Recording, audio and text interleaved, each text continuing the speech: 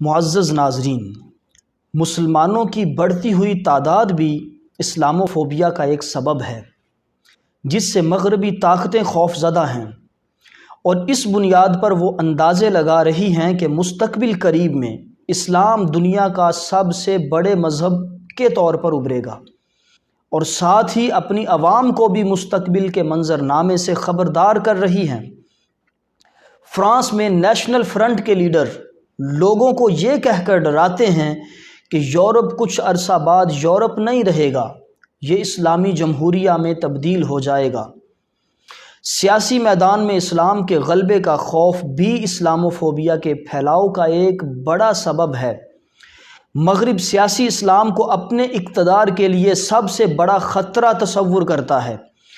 یہی وجہ ہے کہ اسلام کے غیر سیاسی بیانیے کو مختلف ذرائع سے مدد فراہم کی جاتی ہے۔ سوئٹزرلینڈ کی کل آبادی 75 لاکھ کے قریب ہے، جس میں سے مسلمان تقریباً 4 لاکھ ہیں۔ یہاں محض 150 مساجد ہیں، مزید زیر تعمیر تھیں تو اسی دوران پارلیمنٹ میں اکثریت رکھنے والی نیشنلسٹ سوئس پارٹی نے مساجد کے میناروں کے خلاف ایک منظم مہم چلائی۔ اسلاموفوبیا کا شکار اس پارٹی کا کہنا تھا کہ مساجد کے مینار مسلمانوں کے سیاسی غلبے کی علامت ہیں۔